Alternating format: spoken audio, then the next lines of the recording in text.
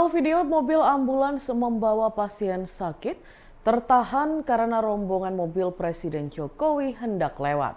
Bahkan mobil ambulans itu diminta menepi dan mematikan sirine. Menanggapi video tersebut, pihak istana pun meminta maaf. Dikutip dari kompas.com, peristiwa itu terjadi di depan RSUD Dr. Murjani, Kabupaten Kota Waringin Timur, Provinsi Kalimantan Tengah. Terlihat kejadian itu diabadikan oleh sopir mobil ambulans. Ia memperlihatkan seorang nenek tua terbaring sakit di bagian belakang mobil ditemani keluarga. Lantas sang sopir memperlihatkan saat aparat kepolisian menghentikan mobil ambulans tersebut. Tidak hanya itu, pihak yang berwajib pun meminta agar sirine mobil ambulans dimatikan. Hal itu dilakukan agar mobil ambulans tidak bergerak maju karena ada rombongan Jokowi yang lewat. Deputi Bidang Protokol, Pers dan Media Sekretariat Presiden Yusuf Permana pun buka suara. Ia meminta maaf kepada keluarga pasien dan masyarakat. Namun ia mengatakan di jalan sering terjadi saat rangkaian kepresidenan menepi dan disalip oleh ambulans. Ia berujar memang itu merupakan prioritas sesuai standar prosedur yang selama ini diberlakukan oleh pihak istana. Selain itu, Yusuf mengklaim pihaknya selalu memberikan arahan dan informasi kepada tim pengamanan wilayah untuk menerapkan SOP tersebut. Sejak 2 minggu yang lalu, Iran fokus mengembangkan program nuklir saat konflik Timur Tengah memanas. Mengetahui hal itu, Israel dan Amerika Serikat mulai panik hingga khawatir terhadap senjata nuklir Iran. Bahkan Israel membentuk satuan tugas yang berfokus memantau perkembangan program nuklir Teheran. Dikutip dari tribunnews.com, hal itu disampaikan oleh 3 pejabat senior Israel. Ia mengatakan, Perdana Menteri Israel Benjamin Netanyahu diam-diam membentuk satgas khusus tersebut. Bahkan komunitas intelijen Amerika Serikat dan Israel mencari-cari informasi pembuktian terkait senjata nuklir Iran. Pasalnya, Israel khawatir pemodelan komputer dan eksperimen ilmiah lainnya yang dilakukan ilmuwan Iran dapat digunakan untuk persenjataan nuklir. Hal itu memungkinkan Iran untuk mempersingkat waktu jika pemimpin tertinggi Iran, Ali Khamenei, memerintahkan pengembangan bom nuklir. Program nuklir Iran juga dibahas dalam pertemuan Menteri Pertahanan Israel, Yoav Gallant, di Washington minggu ini. Dalam pertemuan itu hadir pula penasihat keamanan nasional Gedung Putih, Jake Sullivan, Menteri Luar Negeri Antony Blinken, dan Menteri Pertahanan Lloyd Austin. Para pejabat Israel mengatakan ada kekhawatiran para pemimpin Iran mencoba menggunakan masa transisi pasca pemilu di Amerika Serikat untuk mendobrak senjata nuklir. Kapolri Jenderal Listio Sigit Prabowo kembali melakukan mutasi terhadap ratusan personelnya. Beberapa jabatan yang diganti mulai dari Kadif Propam hingga Kapolda. Dikutip dari tribunnews.com, mutasi ini tertuang dalam 4 surat telegram Kapolri yang diterbitkan pada 26 Juni 2024. Total ada 745 personel Polri yang dimutasi. Sebanyak 29 diantaranya perwira tinggi dan 443 perwira menengah. Di antara ratusan personel itu, Kapolri memutasi Kadif Propam Irjen Syahardiantono menjadi Kaba Intelkam. Ia menggantikan Komjen Suntana yang memasuki masa pensiun bulan Juni ini. Sementara posisinya sebagai Kadif Propam akan digantikan oleh Irjen Abdul Karim. Selain itu, Kapolri juga memutasi 2 Kapolda, yakni Kapolda Banten dan Kapolda Sumatera Utara. Posisi Kapolda Banten akan diisi Brigjen Suyudi yang awalnya menjabat Wakapolda Metro Jaya.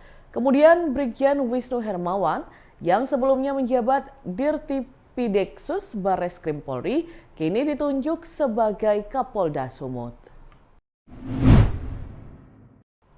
Kementerian Pendayagunaan Aparatur Negara dan Reformasi Birokrasi atau Menpan RB, Abdullah Aswar Anas mengaku akan memberi sanksi berat kepada aparatur sipil negara atau ASN yang terlibat judi online.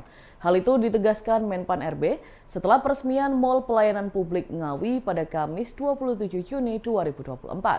Mantan Bupati Banyuwangi tersebut mendorong seluruh kementerian lembaga agar tidak segan menjatuhkan sanksi.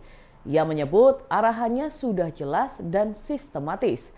Kapolri Jenderal Listio Sigit Prabowo juga telah melakukan langkah yang dipimpin Menko Polhukam Hadi Cahyanto.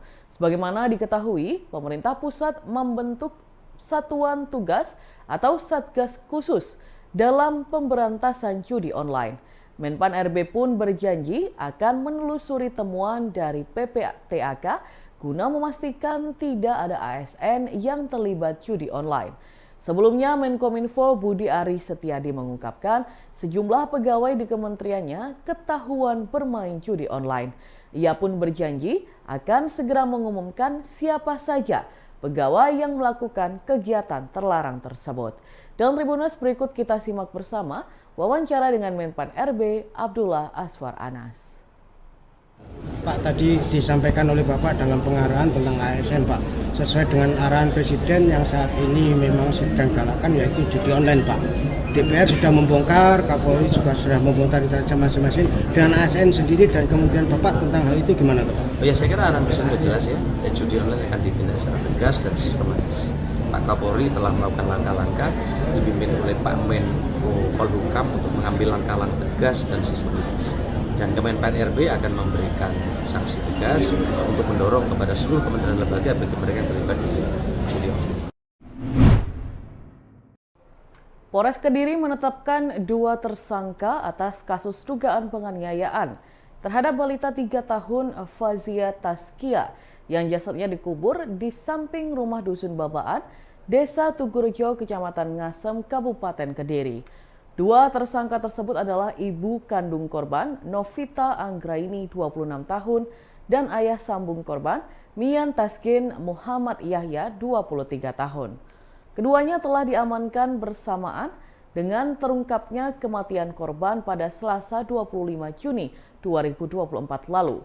Kapolres Kediri AKBP Bimo Arianto mengatakan penetapan tersangka ini berdasarkan pengakuan keduanya dan barang bukti yang didapatkan oleh pihak kepolisian. Sebelumnya, dari hasil visum juga menunjukkan bahwa ada dugaan penganiayaan di tubuh korban. Saat awal diamankan, keduanya mengakui telah menganiaya korban hingga menyebabkan korban kehilangan nyawa. Ditemukan luka akibat hantaman benda tumpul di bagian kepala dan badan korban, hingga menyebabkan korban meninggal karena terjadi pendarahan di kepala.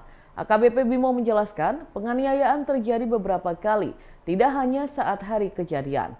Namun yang terparah adalah pada Sabtu 22 Juni 2024 malam, karena sampai menyebabkan korban meninggal dunia. AKBP Bimo menuturkan penganiayaan juga pernah dilakukan beberapa hari sebelumnya, tepatnya pada Kamis 20 Juni. Mian Taskin melakukan kekerasan fisik pada korban, yakni menyulut rokok ke dada korban sebanyak 5 kali. Atas perbuatannya, pelaku pun terancam hukuman maksimal 20 tahun penjara. Dan sesuai undang-undang, pidana bisa ditambah 1/3 dari ketentuan apabila yang melakukan penganiayaan tersebut adalah orang tua korban. Saat ini keduanya ditahan di Mapolres Kediri untuk menjalani proses penyidikan lebih lanjut. Dan Tribunnews berikut kita simak bersama penjelasan dari Kapolres Kediri AKBP Bimo Arianto. Hari ini melaksanakan rilis terkait ada kejadian, jadi ada informasi dari masyarakat terkait adanya dikuburkannya anak dengan tidak wajar, sehingga masyarakat melaporkan ke Polres Kediri dan Polsek Ngasem. Siap pelaksana penyidikan, dan memang diketahui hasil penyelidikan bahwa terjadi penganiayaan yang mengakibatkan korban meninggal dunia. Korban berumur 3 tahun atas nama FTN dengan tersangka atas nama Mian Taskin Muhammad Yahya dan Novita Anggraini, suami istri. Motif pelaku melakukan pembunuhan atau penganiayaan mengakibatkan korban meninggal dunia itu adalah karena kesal dan jengkel terhadap anaknya. Untuk barang bukti sudah kami amankan semua, dan sudah cukup alat bukti, maka dari itu kita amankan dan kita tahan untuk proses penyidikan lebih lanjut. Demikian. Ancaman dan